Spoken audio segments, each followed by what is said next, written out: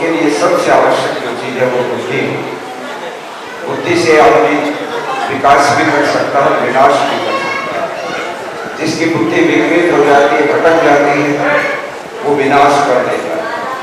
और जिसकी बुद्धि सही मार्ग पर चलती है, वो बहुत बड़ा विकास करता है, समाज को आगे बढ़ाता है, वो नई नई रचनाएं संरचनाएं करता है। इसलिए आप सबको मैं ये सलाह दूंगा कि प्रतिदिन आप सब के सब जितने यहाँ विद्यमान हैं, वे वेदों में जो बुद्धि के लिए मंत्र भगवान ने दिया हुआ वो है गायत्री मंत्र। इस गायत्री मंत्र में जो इसका अर्थ है वो यही है, हे प्रभु आप हमारी बुद्धि को प्रेरित करो और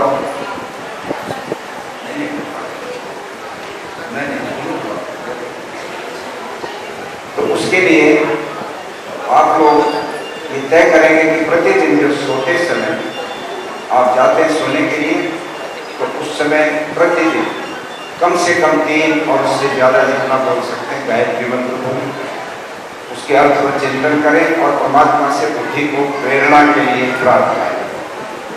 आप निरंतर जब करेंगे कुछ दिन तो आपके अंदर एक विशेष जागृति आएगी कि मैं रोज जो चीज मांग रहा हूँ या मांग रही हूँ, परमात्मा के पास वो है और वो हमें और तो शायद कुछ नहीं देंगे, वो हमें सीधा सीधा बैंक में चेक नहीं भेजते, एमएलए भेजते हैं या दानी लोग भेजते हैं। किंतु परमात्मा आपको बुद्धि दे देता है कि धन कैसे कमाया जाता है। वो बुद्धि अगर हमारे पास हो तो हम बड़े से बड़े काम कर सकते हैं, पूरे साम्राज्य के मालिक बन सकते हैं। धन दौलत ऐश्वर्य, शरीर की शक्ति, बुद्धि की शक्ति, ज्ञान, सब कुछ आप प्राप्त कर सकते हो। आपको केवल बुद्धि अच्छी चाहिए और वो इस गायत्री मंत्र के माध्यम से भगवान से मांगी जाती है। तो आप सब जने रोज सुबह और शाम इसका थोड़ा सा जप किया करो और भगवान से प्रार्थना किया करो, भगवान हमें भटकने मत दो, क्योंकि वो भगवान हमारे शरीर रूपी मंदिर के अंदर ही विद्यमान है। इस शरीर में भगवान रहता है, बाहर भी है, किंतु जहाँ मैं हूँ आत्मा है और वही ईश्वर है, तो हमारी भेंट कहाँ होगी? जहाँ दोनों होंगे वहीं तो होगी। आप किसी से मिलना चाहते हैं तो उसके जब जाओगे घर पर तो आपकी उससे भेंट हो जाएगी। तो भगवान जो है सब जगह है, परंतु हम सब जगह नहीं, हम तो एक शरीर में। तो शरीर में रहने वाली आत्मा अगर भगवान का दर्शन करना चाहती है तो शरीर के भीतर ही हृदय आकाश महर्षि दयानंद कहते हैं वहाँ वो ईश्वर है और वही एक आत्मा है। दोनों का मिलन वही हो सकता है। फर्क इतना है कि पर्दा पड़ा हुआ आवरण है, उस पर्दे को हटाओ, अज्ञान के पर्दे को, काम क्रोध मद लोभ मोह अहंकार के पर्दे को, और उस ईश्वर का दर्शन करो और सारे की सारी मनोकामनाएं अपनी पूरी करवाओ। तो आप सब लोग मिल के बोलिए एक बार सीधे बैठे और श्रद्धा के साथ भगवान से प्रार्थना कर, प्रभु हमको अच्छी बुद्धि दीजिए। सबको प्रेरणा मिलती है, परमात्मा से प्रार्थना करते हैं कि उनका ये स्वास्थ्य इसी प्रकार से बहुत ही सुंदर बना रहे। आप सब लोग जो काम कर रहे हैं सेवा का, उस काम को करते रहने की आप सबके लिए ऐसे भी जरूरत है, क्योंकि जीवन के इस पड़ाव पर यदि आप सेवा के कार्य के संस्कार बनाएंगे तो आपको भगवान उसका बहुत अधिक पुण्य देगा। जो व्यक्ति सेवा नहीं करता, किसी भी दुखी के दुख को नहीं बांटता, जो किसी की मदद नहीं करता, वो स्वार्थी होता है और स्वार्थी पशु होते हैं। पशु और मनुष्य में एक ही फर्क है, आहार निद्रा भय से समान में पशु भी नराणा धर्मो ही देशा अधिको विशेषो धर्मेण हीना पशु भी समान। ये श्लोक है जो हमको ये बता रहा है कि पशुओं में और मनुष्यों में कोई फर्क नहीं। वो भोजन करते हैं, पशु भी करते हैं। मनुष्य सोता है, पशु भी सो लेता है। मनुष्य डरता है अपने से ताकतवर से, पशु भी डरता है। मनुष्य अपने संतान उत्पत्ति करता है, पशु भी संतान उत्पत्ति करता है। ये चारों बातें इस श्लोक में कहेगी कि बराबर है पशुओं में और मनुष्यों में। और आज का प्रोफेसर पढ़ाता है पॉलिटिकल साइंस, तो वहां पर पूछता है what is the definition of a man, एक मनुष्य की परिभाषा क्या है? तो वहां पर वो सवाल का जवाब देते कहते man is a social animal. मनुष्य एक सामाजिक पशु है। कब तक पशु है? जब तक उसके अंदर इंसानियत के गुण नहीं आ जाते, जब तक उसके अंदर मानवता के गुण नहीं आ जाते, जब तक वह अपने जैसी आत्मा दूसरे प्राणियों में भी नहीं देखता, जब तक वो अपने जैसे हृदय में बैठे उस परमात्मा को दूसरे जीव जंतुओं में मनुष्य पशुवत रहता है, वो स्वार्थी रहता है, और इस स्वार्थ से ऊपर निकलने का एकमात्र जो मार्ग है वो है परोपकार का, वो है सेवा का, वो है दीन दुखियों के दुख को बांटने का, जरूरतमंद व्यक्ति की मदद करने का।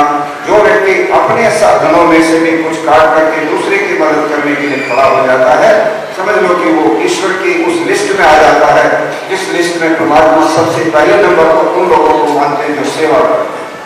कहते हैं एक बार परमात्मा ने अपने 2 दूत भेजे दुनिया के अंदर कि जाओ देखो इस दुनिया में कौन लोग किस प्रकार से काम कर रहे हैं और उनकी लिस्ट बनाकर लाओ, कौन धर्मात्मा है और कौन धर्मात्मा नहीं, कौन परोपकारी है और कौन परोपकारी नहीं। तो वो दोनों के दोनों घूमते चले गए, लोगों से पूछते रहे कि बताओ तुम क्या करते हो दिन भर। तो कहते दिन भर हम तो कथा सुनते हैं, कहीं न कहीं कोई किसी पुराण की कथा होगी, कहीं और किसी चीज की कथा होगी। हम तो ये सुनते हैं कि और कोई परोपकार का भी काम करते हो कि नहीं, वो तो हम नहीं करते, अपने लिए करते हैं जो कुछ करते हैं। बोले ठीक है, लिस्ट में नाम लिख लिया। करते करते करते करते एक दिन रात के अंधेरे में भी ये लोग दूर दराज में एक जगह ठहरे हुए थे और वहां उन्होंने देखा एक दीपक लालटेन जल रही है और लालटेन जली देख करके इन लोगों की इच्छा हुई कि ये लालटेन जल रही है, यहाँ भी देखे कोई व्यक्ति रहता होगा, उससे भी जाके पूछे भाई साहब तुम क्या करते हो। जब वहां गए तो वहां जाकर के तो देखा एक अंधा आदमी बैठा हुआ है और वो अंधा आदमी लालटेन लेकर के बैठा है। रात के 10 साढ़े 10 बजे हैं, अंधेरी रात है, लोग आ रहे हैं जा रहे हैं, आम रास्ता था। वो कहने लगे भाई साहब आप ये लालटेन यहाँ लिए क्यों बैठे हो। उनका मैं यहाँ से जो लोग आते हैं उनको रास्ता दिखा रहा हूँ, ये रास्ता बड़ा उबड़ खाबड़ है, यहाँ कंकरीले पत्थर है, ठोकर लगती है, कई लोगों को चोटें लग जाती हैं।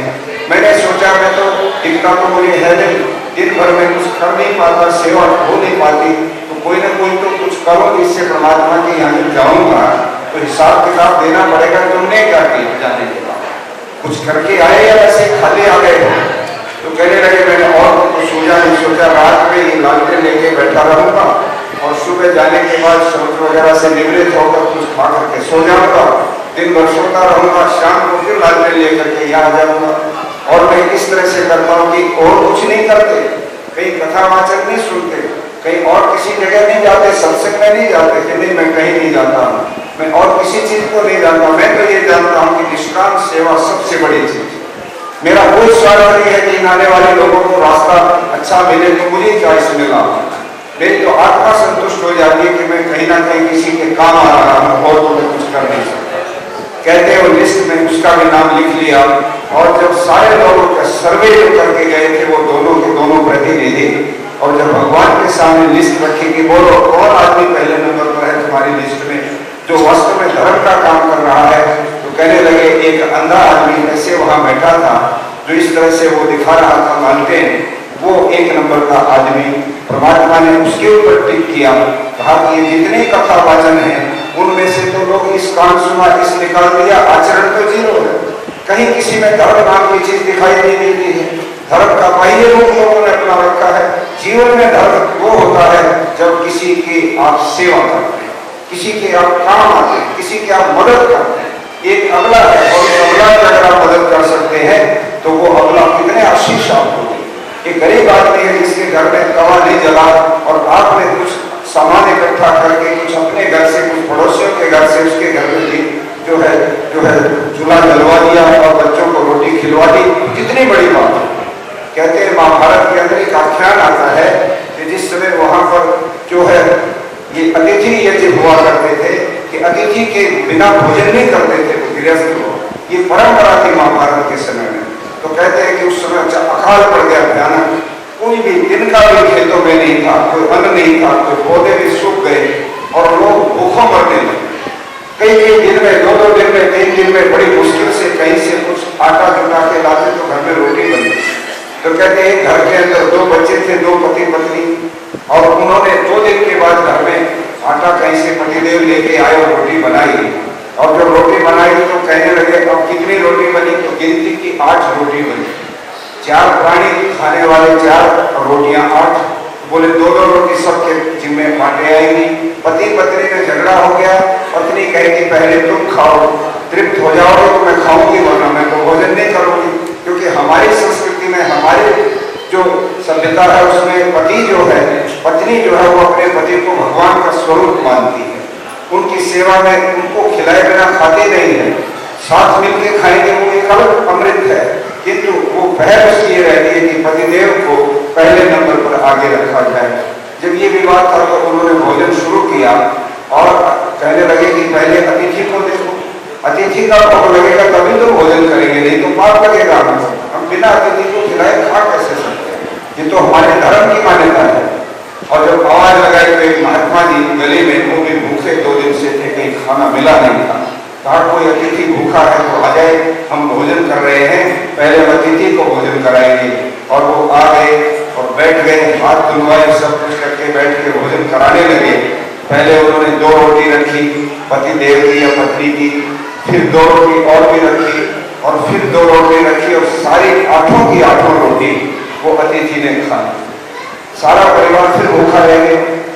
तो कहते हैं जब वो भोजन करने के बाद वो उठा अतिथि और बाहर कुल्ला कर रहा था पानी से, तो मुंह में से कुछ बचे हुए भोजन के टुकड़े छोटे छोटे जो रह जाते हैं दांतों में वो गिर रहे थे। और वहां पर एक नेवला आया और वो नेवला उस पानी में लेट लगा रहा था। तो किसी विद्वान ने पूछा कि ये नेवला यहाँ पर लेट क्यों लगा रहा है? किसी ने ध्यान दे दिया और सब चले गए। किंतु जिस समय युधिष्ठिर का राज्याभिषेक हुआ, पूरी दुनिया के राजा आए, लाखों लोग आए, उसमें बड़े बड़े राजा, अमेरिका का, चीन का, दुनिया के जितने आज देश देखते हो सबके राजा आए थे, क्योंकि वो चक्रवर्ती सम्राट। और उसका यज्ञ हुआ था, राजसूय यज्ञ, उसमें सबको भोजन कराया। और योगेश्वर कृष्ण भोजन कराते समय कहाँ खड़े थे? जहां लोग जा रहे थे वहां उनके हाथ धुलवाते थे या उनके जूते जो थे उनको इकट्ठे लाइन में कर रहे थे।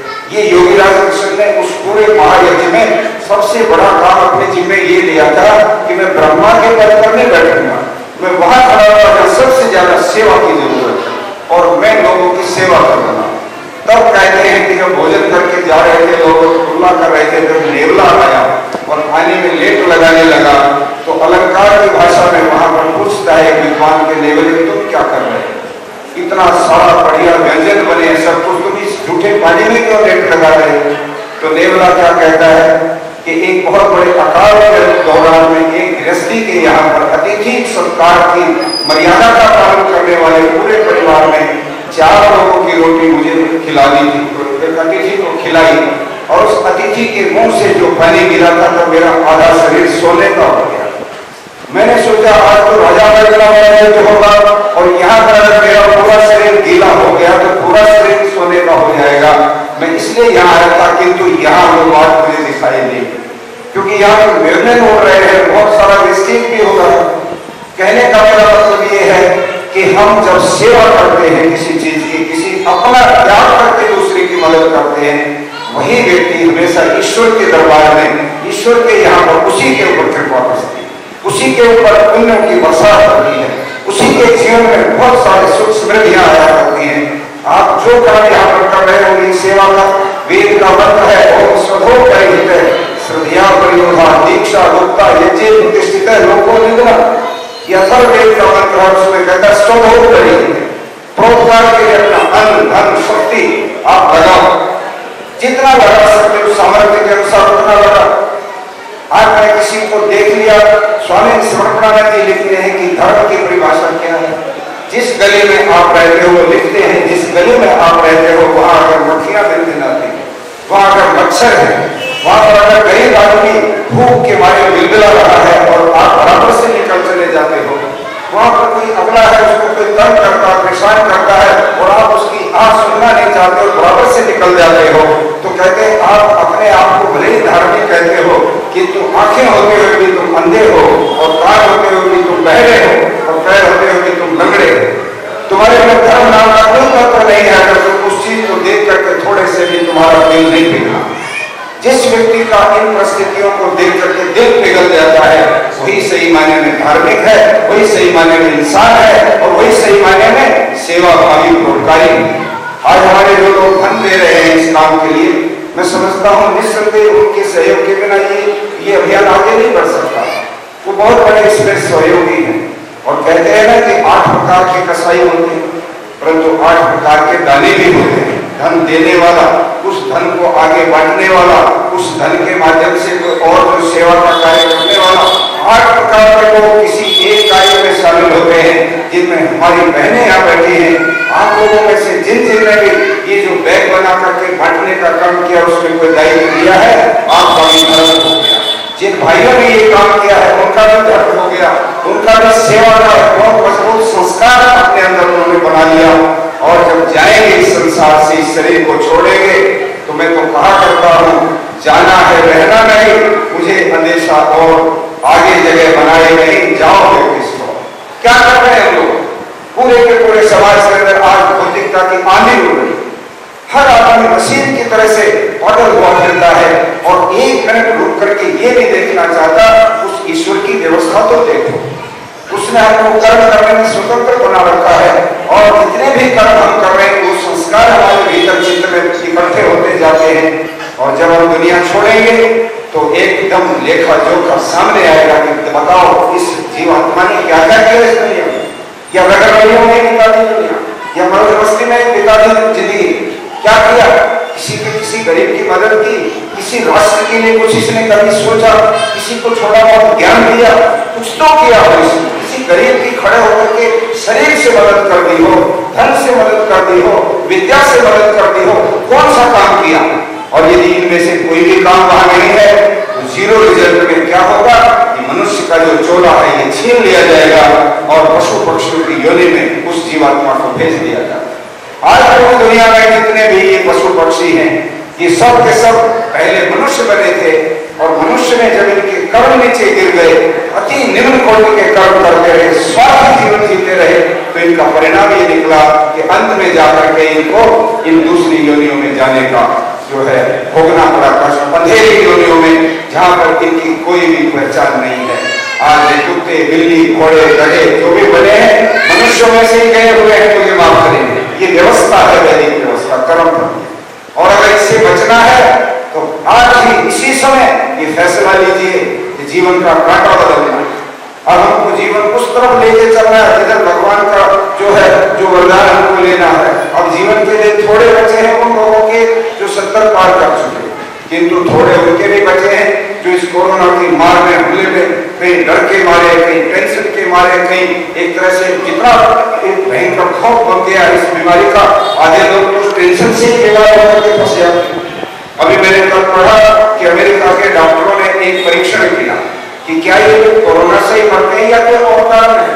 तो कह रहे हैं डॉक्टर साहब कि वहां पर उन्होंने कहा कि एक व्यक्ति को फांसी का आदेश हुआ, और उस फांसी वाले व्यक्ति को उन्होंने कहा कि हम तुम्हें गोली से नहीं उड़ाएंगे, ना फंदा गले में डाल करके फांसी पर लटकाएंगे, हम तुम्हें कोबरा सांप से कटवा करके कोबरा सांप लाएंगे, वो तुम्हें डंक मारेगा, उसका जहर तुम्हारे शरीर में जाएगा, फिर तुम्हारी मौत होगी। ये पूरी तरह से उस व्यक्ति को बता दिया। और जब फांसी का दिन आया तो उसको बिठा दिया कुर्सी पर, आंखों पर पट्टी बांध दी गई, कोबरा नहीं लाया गया। डॉक्टर आए तो बोले बड़ी तेज लोहे की सुई चुभा दी हाथ में, और सुई चुभते ही उस आदमी को लगा कि जैसे मुझे कोबरा ने काट लिया है, क्योंकि मुझे दर्द हुआ अभी, और ये कोबरा का ही दर्द था। इतना सोचने मात्र से जो भय से खून के अंदर जो बहुत हाई लेवल का जहर बनता है, भय से वो जहर बना, और 3 मिनट के बाद वो व्यक्ति वहीं पर मर गया। ना उसको कोई कोबरा ने काटा, ना उसको कोई कोरोना था, ना उसको कुछ और था, किंतु टेंशन से जो जहर बनता है शरीर के अंदर। आपने देखा होगा मेहता गांधी की फिल्म देखना, जो गाय या पशु हत्या के अंदर मारने के लिए ले जाए जाते हैं, उन्होंने डॉक्टरों को ले जाकर उनकी जांच कराई कि 20-20 जो गाय हैं उनको ऊपर नीचे डाल करके किसी की टांग तोड़ रखी है, किसी का कुछ कर रखा, और जैसे चारे की तरह से भर देते हैं गाड़ियों में, ऐसे गाय और अभी जीवित हैं, किंतु उनको ये आभास हो रहा है कि हमारी जिंदगी बहुत थोड़ी है, क्योंकि यहाँ को ले लेने से और उसके अंदर फेंक देते हैं कि जहाँ 4 पशु आ सके 15 पशु भर लेते हैं। तो कहते हैं उनके अंदर जो मरने का है। और जब हत्या के अंदर स्लॉटर हाउस में ले जाकर उन्होंने दिखाया कि 500 गाय खड़ी हैं, और एक बटन के साथ उसके ऊपर छुरा आता है, और सबकी गर्दन कट करके नीचे उसके अंदर चली जाती है, और खून की धार बहने लगती है। ये जब गाय देखते हैं तो उनके भीतर एक खास किस्म का जहर बनता है डर से, और वो जहर जिस मीट के अंदर जाता है, बीफ के अंदर जाता है, उस बीच से कितने लोगों को बीमारियां होती हैं कि डॉक्टर ने सर्वे किया, सुप्रीम कोर्ट में एक रिट के अंदर मेनका गांधी ने इसके ऊपर बहुत बड़ी बहस की। कहने का मेरा मतलब यह है कि आज सारे के सारे तनाव की जिंदगी हमारी है, और उस तनाव से निकलने का एक ही रास्ता है, भगवान से जुड़िए। देखो इस दुनिया के अंदर सब सुखी रहना चाहते हैं, आप भी रहना चाहते हैं या कोई दुखी भी रहना चाहता है? जो कहेंगे बताइए, किसी को दुखी तो किसी को जरूरत नहीं, सुखी रहना चाहते हैं। तो सुख का मूल क्या है? सुख का मूल क्या है? कहां से सुख मिलता है? जड़ क्या है सुख की? सुख का मूल है ज्ञान। यदि ज्ञान ना हो तो कोई सुख नहीं होगा। हमारे पास मशीन रखी है, हमको पता नहीं किस काम आगे सुख कैसे लेंगे। ये टेलीफोन में जो विधि आजकल आती है हमको पता नहीं रहता, तो हम बड़े परेशान रहते हैं कि इसको कैसे देखें, इसमें कैसे कैसे चीजें आ रही। ज्ञान से सुख मिलता है, संतुष्टि मिलती है, किसी भी चीज का ज्ञान। और ज्ञान का जो स्रोत है, मूल है, वो क्या? वो है वेद। क्योंकि ये दुनिया में बनती है लगभग 1.2 करोड़ वर्ष पहले जब ये दुनिया बनी, तो भगवान ने इस दुनिया के लोगों के लिए वेद का ज्ञान दिया। और वो वेद का ज्ञान ही ज्ञान का स्रोत है, वहीं से ज्ञान आता है। और वेद कहां से आता है? वेद का मूल क्या है? वेद का मूल है ईश्वर, भगवान। तो भगवान से जो व्यक्ति जुड़ गया उसी को सुख मिलने वाला है। भगवान से जुड़ने का मतलब भगवान के जो नियम है उन नियमों को अपने जीवन से तुलना करो। क्या हम भगवान जैसे बन गए? भगवान क्या करता है? सबको समान तरीके से चीजें बांटता है। वायु बराबर बांटी, जल बराबर बांटा, पृथ्वी बराबर दे दी, सब जीव जंतुओं को समान बांटता है। भगवान कोई पक्षपात नहीं करता। और हम क्या करते हैं? हम मेरा मेरा मेरा मेरा, इससे सिवाय हम कुछ नहीं सोचते। दूसरे को रौंद डालेंगे, दूसरे को लूटेंगे, दूसरे का हानि पहुंचाएंगे, दूसरे के बारे में सोचेंगे नहीं। ये जो चिंतन है ये योगेश्वर कृष्ण की गीता के खिलाफ। गीता क्या?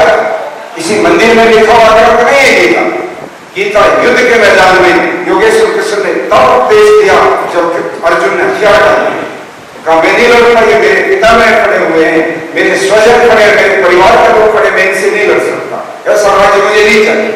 तब योगेश्वर कृष्ण उनको समझाते कि अर्जुन तुम अज्ञान, तुमको नहीं पता कि मृत्यु इनकी निश्चित है, तुम हटोगे तो कोई और इनका कारण बनेगा। निमित्त मात्र भव्य सर्वसाची, हे सर्वसाची तुम तो निमित्त मात्र हो, तुम क्यों इस बात का दावा करते हो कि तुम्हें मारोगे? इनको तो कोई ना कोई मारेगा, क्योंकि धर्म और अधर्म के बीच की लड़ाई है।